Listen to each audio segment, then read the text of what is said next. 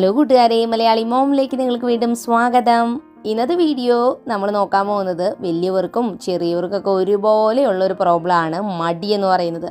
പലപ്പോഴും ഈ മടി പിടിച്ചുകൊണ്ട് നമ്മളിരിക്കുമ്പോൾ നമ്മുടെ ലൈഫിൽ ഒരുപാട് നല്ല മൊമെൻറ്റ്സും അതുപോലെ തന്നെ സമയവും ഒക്കെ നമ്മൾ മിസ് ചെയ്യുകയാണ് ചെയ്യുന്നത്. അതുവഴിക്ക് നമുക്ക് ടെൻഷനും സ്ട്രെസ്സും ഒക്കെ ഉണ്ടാവാറുണ്ട് അല്ലേ. അപ്പോൾ നമ്മളിനി മടി എന്ന് പറയുമ്പോൾ രണ്ട് രീതിയിൽ നമുക്ക് പറയാം. മടി എന്ന് പറയാം, അതുപോലെ തന്നെ ചിലവരിങ്ങനെ ജോലികൾ മാറ്റി മാറ്റി വെക്കുന്നൊരു രീതിയുണ്ട്. മടി എന്ന് പറയുന്നത് നമുക്ക് ഒരു കാര്യം ചെയ്യാനുള്ള ഒരു മോട്ടിവേഷനോ ഇല്ല, ഒന്നും ചെയ്യാൻ തോന്നാതെ വെറുതെ ഇങ്ങനെ ഇരിക്കുന്ന ഒരു ഫീൽ.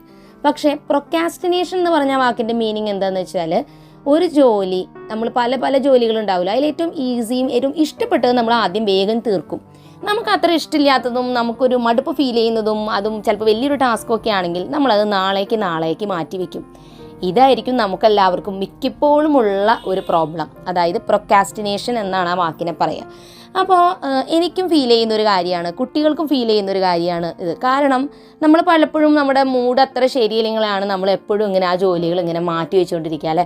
അപ്പോൾ ഈ പ്രോബ്ലം മാറ്റാനായിട്ട് എന്തൊക്കെ കാര്യങ്ങൾ നമുക്ക് നമ്മുടെ ലൈഫിൽ ചെയ്യാം, അതിനായിട്ടുള്ള 7 ടിപ്സ് ആയിട്ടാണ് ഞാൻ വന്നിരിക്കുന്നത്. തീർച്ചയായിട്ടും ഇത് നിങ്ങൾക്ക് ഉപകാരപ്പെടും. അപ്പോൾ നമുക്ക് പ്രൊക്രാസ്റ്റിനേഷൻ മാറ്റിയെടുക്കാനായിട്ട് ചെയ്യാൻ പറ്റുന്ന ആദ്യത്തെ ഒരു കാര്യം എന്ന് പറയുന്നത്, എന്തുകൊണ്ടാണ് ഞാനിങ്ങനെ ജോലികൾ നീട്ടി വെക്കുന്നത്, എന്തുകൊണ്ടാണ് എനിക്ക് മടി വരുന്നത് എന്നതിൻ്റെ റീസൺ ഒന്ന് കണ്ടുപിടിക്കണം. ചിലപ്പോൾ നമുക്ക് ചെയ്യാൻ പറ്റുന്നതിലധികം ജോലികളായി കഴിയുമ്പോൾ നമുക്ക് ഒരു തരം മടുപ്പ് ഫീൽ ചെയ്യും. ഇതൊന്നും എനിക്ക് ചെയ്യാൻ പറ്റില്ല എന്നുള്ളൊരു ഫീല് വരുമ്പോൾ നമ്മൾ എല്ലാ ജോലിയും കൂടി ഒന്നിച്ച് അങ്ങോട്ട് വേണ്ടാന്ന് വയ്ക്കും. അത് നമ്മുടെ മനസ്സിൻ്റെ ഒരു പ്രോബ്ലമാണ്. കുറേ ലോഡ് നമ്മുടെ മൈൻഡിന് നമ്മൾ കൊടുക്കുമ്പോൾ നമുക്ക് ആ ഒരു ജോലികൾ പിന്നെ ചെയ്യാനുള്ള ഇൻട്രസ്റ്റ് നമ്മുടെ മനസ്സിൽ നിന്ന് പോകും. ചിലപ്പോൾ നമുക്ക് ഈ ഒരു ഇൻട്രസ്റ്റിൻ്റെ ആവാം, മനസ്സിൻ്റെ ആവാം, ഇല്ലെങ്കിൽ നമുക്ക് വേറെ വല്ല അസുഖങ്ങളുണ്ടെങ്കിലോ അല്ലെങ്കിൽ നമ്മുടെ ബ്ലഡിൽ എന്തെങ്കിലും കുറവുകളുണ്ടെങ്കിലോ ഒക്കെ നമുക്ക് ഈ ഒരു പ്രൊക്രാസ്റ്റിനേഷനും മടിയും ഇറിറ്റേഷനൊക്കെ വരാം. അതിന് ഒരു എക്സാമ്പിൾ പറയുകയാണെങ്കിൽ, നമുക്ക് ബ്ലഡ് കുറവ് ഉണ്ടെന്നുണ്ടെങ്കിൽ നമുക്ക് ഭയങ്കര ഉറക്കക്ഷീണവും ഭയങ്കര മടിയും ഭയങ്കര ഇറിറ്റേറ്റഡ് ഫീലിങ്ങും പെട്ടെന്ന് ദേഷ്യം വരിക, അങ്ങനെയുള്ള കാര്യങ്ങളൊക്കെ ഉണ്ടാവും. അത് നമ്മുടെ ലൈഫിൽ എനിക്ക് അനുഭവമുള്ളൊരു കാര്യമാണ്. അപ്പോൾ അങ്ങനെ വരുമ്പോൾ നമ്മൾ ഡോക്ടറെ കണ്ട് ശരിയായൊരു ബ്ലഡ് ചെക്കപ്പൊക്കെ എടുത്ത് എങ്ങനെയാണ് നമ്മൾ ബ്ലഡ് ലെവൽസ് എന്നൊക്കെ നോക്കി അതിനുള്ള മെഡിസിൻ കഴിച്ചു കഴിയുമ്പോൾ ഒരു പരിധി വരെ നമ്മുടെ ആ എനർജി വീണ്ടും നമുക്ക് തിരിച്ചു കിട്ടും. ഇനി രണ്ടാമതായിട്ട് നമ്മൾ റീസൺ കണ്ടുപിടിച്ചു, എന്താണ് നമുക്ക് ഇത്ര മടി എന്ന് കണ്ടുപിടിച്ചു കഴിഞ്ഞാൽ പിന്നെ എന്താണ് ചെയ്യേണ്ടത്, അത് മാറ്റാനുള്ള വഴികളാണ് നമ്മൾ കണ്ടെത്താനായിട്ട് പോകുന്നത്. പലപ്പോഴും നമ്മൾ ഓരോ ജോലികളും മാറ്റി നാളേക്ക് വെക്കുന്നതിൻ്റെ ഒരു റീസൺ എന്താണെന്ന് വെച്ചാൽ, നമ്മൾ ഇങ്ങനെ ഒരു കാര്യം ചെയ്യാമെന്ന് മനസ്സിൽ ചിന്തിക്കും. ശരിക്കും നമ്മൾ അപ്പം തന്നെ അതിന് വേണ്ടിയിട്ടുള്ള ഒരു ആക്ഷൻ എടുക്കുകയാണെങ്കിൽ, ആ കാര്യം അപ്പം തന്നെ ചെയ്യുകയാണെങ്കിൽ നമ്മൾ ആ കാര്യം ചെയ്യും. പക്ഷേ നമ്മുടെ മനസ്സിൻ്റെ ഒരു പ്രത്യേകത, നമുക്ക് മടുപ്പും വരുമ്പോൾ നമ്മുടെ മനസ്സ് നമ്മളെ തോന്നിപ്പിക്കും, ഇതിപ്പോൾ ഇന്നിപ്പോൾ ചെയ്യണം നിർബന്ധമില്ല, നാളെ ആയാലും കുഴപ്പമില്ല, നാളെ ആയാലും സമയമുണ്ട്, നാളെ തൊട്ട് തുടങ്ങാം എന്നുള്ളൊരു ചിന്ത നമ്മുടെ ബ്രെയിൻ നമ്മളെ തോന്നിപ്പിക്കും. നമ്മൾ തന്നെ സ്വയം ചിന്തിക്കുന്നതാണ് കേട്ടോ. രാവിലെ നേരത്തെ എഴുന്നേക്കാമെന്ന് വിചാരിക്കുമ്പോൾ നമ്മുടെ മനസ്സിൽ ഓരോ കാരണങ്ങൾ നമ്മൾ തന്നെ ഉണ്ടാക്കി നമ്മൾ ആ ഒരു കാര്യം അങ്ങോട്ട് മാറ്റി വയ്ക്കും. അതേത് കാര്യമായാലും, പഠനമായാലും വീട്ടിലെ ജോലിയായാലും ഓഫീസ് വർക്ക് ആയാലും എന്തായാലും നമ്മൾ നീട്ടി വെക്കാനായിട്ട് ശ്രമിക്കും. ഇത് നമ്മുടെ ബ്രെയിൻ നമ്മളെ ട്രിക്ക് ചെയ്യുന്നതാണ്. അപ്പോൾ ആ ട്രിക്കിൽ നമ്മൾ വീഴാതെ എന്ത് ചെയ്യണം, ക്വിക്കായിട്ടൊരു ആക്ഷൻ നമ്മൾ അപ്പം തന്നെ ചെയ്യണം. അതായത് നമ്മുടെ മനസ്സിൽ നമ്മൾ രാവിലെ എഴുന്നേറ്റു, അലാറം വെച്ചു, അപ്പം തന്നെ എഴുന്നേൽക്കുക. പിന്നെ നമ്മളൊരു സ്നൂസ് ബട്ടൺ നമ്മുടെ അലാറത്തിൽ പ്രസ് ചെയ്യരുത്. ആ ഒരു മൈൻഡ് നമുക്ക് ഉണ്ടാവണം. അല്ലെങ്കിൽ ഇന്ന ജോലി ഞാൻ ഇന്ന് ചെയ്ത് തീർക്കും, അത് ഉടനെ ചെയ്യാനായിട്ട് ആരംഭിക്കുക. ചെയ്ത് തുടങ്ങുമ്പോൾ നമുക്ക് ആ ഒരു വൈബ് കിട്ടും, നമ്മൾ ചെയ്യാനായിട്ട് തുടങ്ങും. പക്ഷേ നമ്മൾ ഉടനെ തന്നെ മാറ്റി ചിന്തിക്കുമ്പോഴാണ് ഈ പ്രശ്നം. അപ്പോൾ ആദ്യത്തെ ടിപ്പാണ് take the action quickly. Okay.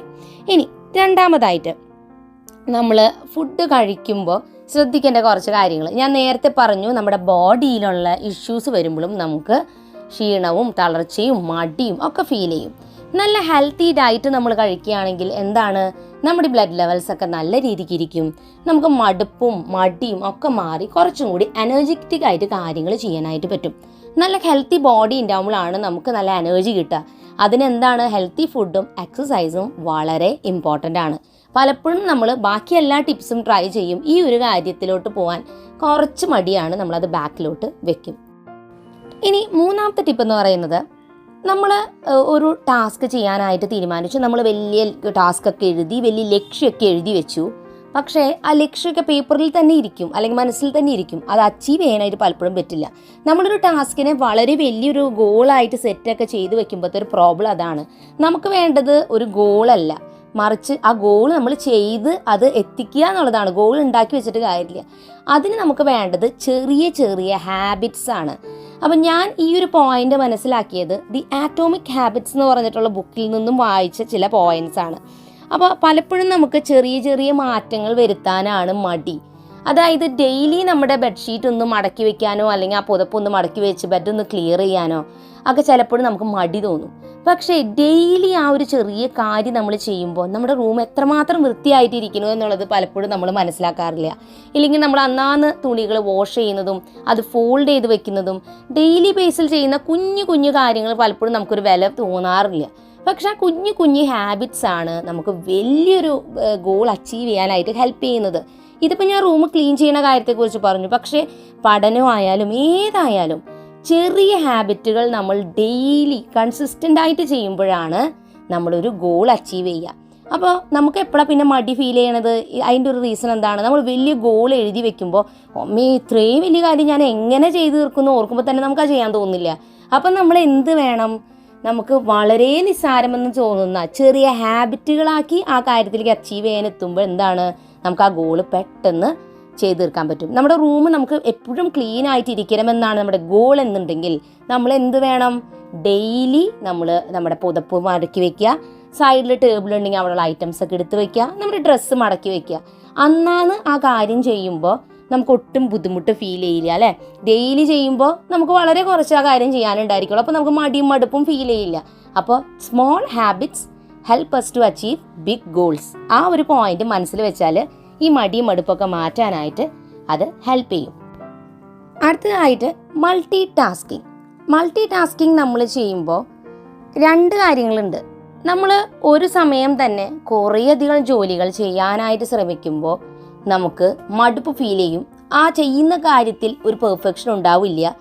എന്താ പറയുക, കുറച്ച് കഴിയുമ്പോഴേക്കും നമുക്ക് എല്ലാം കൂടി മടുത്ത് നിർത്താനായിട്ട് തോന്നും. അപ്പോൾ നമുക്ക് മടി വരും, എന്നാൽ മാറ്റി വെക്കാനായിട്ട് ശ്രമിക്കും. മൾട്ടി ടാസ്കിങ് അതുകൊണ്ട് വളരെ ശ്രദ്ധിച്ച് ചെയ്യേണ്ട ഒരു കാര്യമാണ്. മൾട്ടി ടാസ്കിങ് നമുക്ക് എങ്ങനെയാണ് ചെയ്യാൻ പറ്റുക? അതായത് നമുക്ക് എന്തെങ്കിലും ഫേവറേറ്റ് ആയിട്ടുള്ളൊരു പ്രോഗ്രാം കാണാനുണ്ട്, എന്നാൽ നമുക്ക് കുറേ തുണി മടക്കാനും ഉണ്ട്. അപ്പോൾ നമ്മൾ വിചാരിക്കും എന്നാൽ TV കാണാൻ, തുണി അവിടെ കിടക്കട്ടെ പിന്നെ മടക്കാം. അപ്പം നമുക്ക് ഈ രണ്ട് ജോലികൾ കൂടി ക്ലബ് ചെയ്യുകയാണെങ്കിൽ നമുക്ക് TVയും കാണാം, തുണികൾ മടക്കുന്നതും ഒപ്പം ചെയ്യാവുന്നൊരു ജോലിയാണ്. എങ്ങനത്തെ ജോലികളാണ് നമ്മൾ അതിന് വേണ്ടി സെലക്ട് ചെയ്യുന്നത്? ഫുള്ളായിട്ട് നമ്മുടെ ഫോക്കസ് അതിലേക്ക് കൊടുക്കേണ്ട ആവശ്യമില്ല. തുണി മടക്കുമ്പോൾ നമ്മൾ ഫുൾ അതിലേക്ക് നോക്കി ചെയ്യേണ്ട കാര്യമില്ല അല്ലേ? നമുക്കത് TV കാണുന്ന കാര്യം അല്ലെങ്കിൽ ഒരു റേഡിയോ വെച്ചിട്ട് കേൾക്കുന്ന കാര്യം കേട്ടുകൊണ്ട് തന്നെ ആ ജോലി ചെയ്യാൻ പറ്റുന്നതാണ്. ക്ലീനിങ് ചെയ്യുമ്പോൾ നമുക്ക് അവിടെ എന്തെങ്കിലും പ്ലേ ചെയ്ത് വെച്ചാൽ ആ കാര്യം കേൾക്കുകയും ചെയ്യാം, ക്ലീനിങ് ചെയ്യുകയും ചെയ്യാം.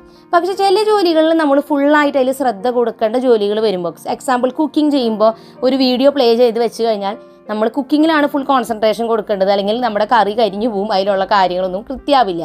അപ്പോൾ അതുകൊണ്ട് എല്ലാ ജോലികളിലും മൾട്ടി ടാസ്കിങ് പറ്റില്ല.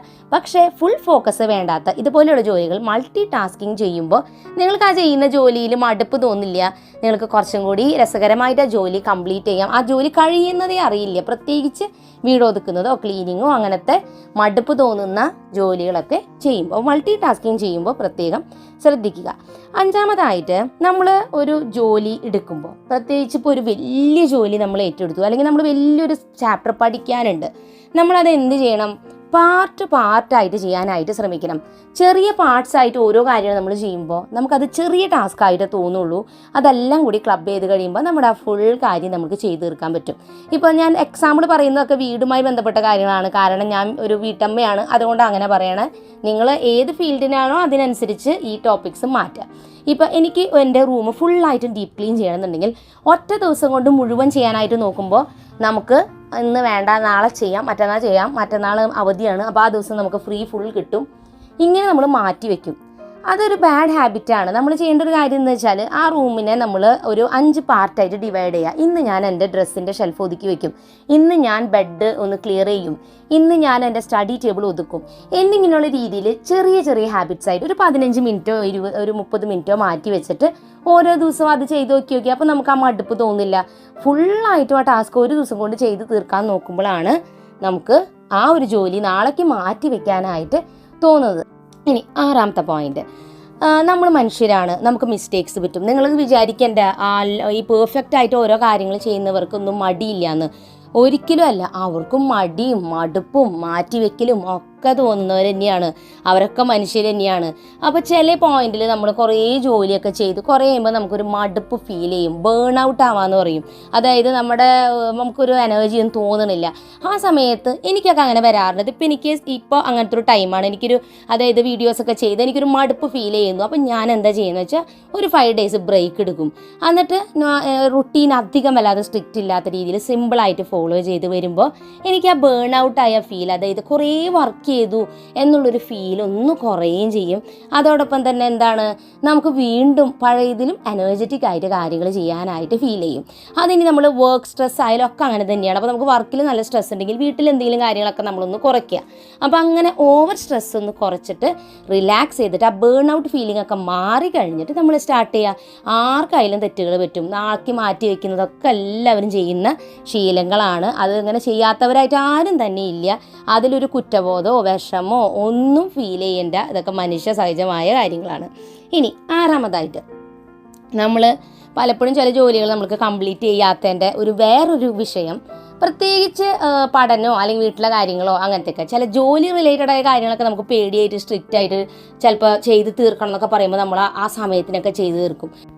പക്ഷേ നമ്മുടെ വീട്ടിൽ ചെയ്യുന്ന പല കാര്യങ്ങൾക്കോ അല്ലെങ്കിൽ നമ്മുടെ പഠനവുമായി ബന്ധപ്പെട്ട കാര്യങ്ങൾക്കോ ഒന്നും ചിലപ്പോൾ ഡെഡ് ലൈൻ ഒന്നും ഉണ്ടായിരിക്കില്ല. അപ്പോൾ ക്രിസ്മസ് പരീക്ഷ വരുന്നുണ്ട്, അപ്പോൾ അതിന് പഠിക്കണം. അപ്പോൾ നമ്മൾ വിചാരിക്കും ക്രിസ്മസ് ആവട്ടെ അപ്പം നോക്കാമെന്ന് വിചാരിക്കും. പക്ഷെ നമ്മൾ ഇന്ന് മുതലേ ചെറിയ ചെറിയ സ്റ്റെപ്സ് എടുത്താലാണ് ആ സമയമാകുമ്പോഴേക്കും നമ്മൾ പഠിച്ച് തീരുള്ളൂ. പക്ഷെ ആ ചിന്ത നമ്മുടെ മനസ്സിൽ പലപ്പോഴും മടി വരുമ്പോൾ നമുക്ക് തോന്നില്ല.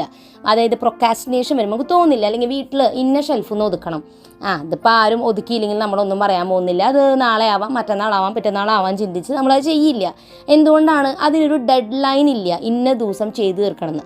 അപ്പം നമ്മൾ എന്താ ചെയ്യേണ്ടത്? അങ്ങനെ ഡേറ്റോ അല്ലെങ്കിൽ ദിവസമോ ഒന്നും ഇല്ലെങ്കിലും നമ്മുടെ മനസ്സിൽ നമ്മളൊരു പോയിന്റ് വെക്കണം. ഈ ആഴ്ചയിലോ ഏതെങ്കിലും ഒരു ദിവസം എന്തായാലും ഞാൻ ഈ പറഞ്ഞ ജോലി ചെയ്യും. അപ്പോൾ അങ്ങനെ ഒരു തീരുമാനം എടുത്തു കഴിയുമ്പോൾ നമ്മുടെ മനസ്സിൽ നമുക്ക് തന്നെ തോന്നും, ഞാൻ ചെയ്തില്ലല്ലോ ഈ ടാസ്ക് എന്നൊരു കുറ്റബോധം തോന്നും. നമ്മൾ ആ കാര്യം ചെയ്യുകയും ചെയ്യും. ഇനി 7ാമത്തെ പോയിന്റ് എന്ന് പറയുന്നത്, പലപ്പോഴും നമ്മൾ ഒരു ജോലി മാറ്റി വെക്കുന്നത്, ഇത് ഭയങ്കര ടഫാണല്ലോ, ഇന്ന് ചെയ്യാൻ ഒരു ഇൻട്രസ്റ്റ് ഇല്ല, അത് കുറേ ടൈം എടുക്കുമല്ലോ എന്ന് ചിന്തിച്ചിട്ടാണ് കേട്ടോ. പക്ഷേ എനിക്ക് പലപ്പോഴും അനുഭവം ഉണ്ട്. ഞാനിങ്ങനെ വലിയൊരു ജോലി, ഇപ്പോൾ എക്സാമ്പിൾ പറയാം, ഞാൻ ഡ്രസ്സിങ് ഏരിയ ഒതുക്കണം എന്ന് വിചാരിച്ചു. അവിടെ കുറേ കാര്യങ്ങൾ ഒതുക്കാനുണ്ട്. അപ്പോൾ എനിക്കതുകൊണ്ട് ഒതുക്കാൻ ഒട്ടും ഇൻട്രസ്റ്റ് തോന്നുന്നില്ല. ഞാനതുകൊണ്ട് പിന്നെ ആവാം എന്ന് വിചാരിച്ചു. പക്ഷേ ആ ജോലി ചെയ്യാനായിട്ട് തുടങ്ങുമ്പോഴില്ലേ, നമുക്ക് പിന്നെ ആ തുടക്കത്തിലുണ്ടായിരുന്ന മടി അങ്ങോട്ട് പോവും. പിന്നെ നമുക്ക് ആ ജോലി നിർത്താൻ പറ്റില്ല. ഇങ്ങനെ നമ്മൾ ചെയ്തുകൊണ്ടേയിരിക്കും അത് കംപ്ലീറ്റ് ആവുന്ന വരെ. അതുപോലെ തന്നെ ഞാൻ വിചാരിക്കുന്നതിലും വളരെ കുറച്ച് സമയമേ സത്യം പറഞ്ഞെടുക്കാറുള്ളൂ. അപ്പോൾ പലപ്പോഴും നമ്മുടെ മനസ്സിലുള്ള അത്ര മടിയുള്ളതുകൊണ്ട് മാത്രമാണ് നമുക്ക് ആ കാര്യം ചെയ്യാൻ പറ്റാത്തത്. അല്ലാതെ അതിന് അത്രയധികം സമയമൊന്നും വേണ്ടി വന്നിട്ടല്ല. അപ്പോൾ നമ്മളത് ചെയ്യാനായിട്ട് തുടങ്ങുമ്പോൾ നമ്മുടെ സമയം നമ്മൾ വിചാരിച്ചതിലും കുറച്ച് സമയം ആ കാര്യത്തിന് വേണ്ടി വരുള്ളൂ. കാരണം നമ്മളത് അത്രയും കുറച്ച് കഴിയുമ്പോൾ ഇൻട്രസ്റ്റിലാണ് ആ ജോലി ചെയ്യുന്നത്. അപ്പോൾ അങ്ങനെയുള്ള നെഗറ്റീവായിട്ടുള്ള ചിന്തകളൊക്കെ ഒന്ന് മാറ്റി വെച്ചാൽ തീർച്ചയായിട്ടും നിങ്ങൾ കുറേ നാളായി വിചാരിക്കുന്ന ആ കാര്യങ്ങളൊക്കെ നിങ്ങൾക്ക് ചെയ്യാൻ പറ്റും. ഇനി 8ാമത്തെ പോയിന്റും ലാസ്റ്റ് പോയിന്റ് പറയുന്നത്, നിങ്ങൾക്ക് ആകെ ചെറിയ ഒരു മോട്ടിവേഷൻ്റെ ആവശ്യമുള്ളൂ. എനിക്കറിയാം നിങ്ങൾ നല്ലതായിട്ട് കാര്യങ്ങൾ ചെയ്യുന്നവരാണ്. പക്ഷെ എന്തോ ഇപ്പോൾ കുറച്ച് ദിവസങ്ങളായിട്ട് ചിലപ്പോൾ ഓണൊക്കെ കഴിഞ്ഞ് വെക്കേഷനൊക്കെ കഴിഞ്ഞ് വന്നാൽ മടിയോ അല്ലെങ്കിൽ കുറേ ജോലി ചെയ്തിട്ടുള്ള ഒരു മടുപ്പും ക്ഷീണോ അല്ലെങ്കിൽ മനസ്സിന് വന്നിക്കുന്ന എന്തെങ്കിലും ടെൻഷനോ അങ്ങനെ എന്തെങ്കിലുമൊക്കെ റീസൺ കൊണ്ടാവും നിങ്ങൾക്ക് ഈ മടിയും ഇതൊക്കെ വന്നിട്ടുള്ളത്.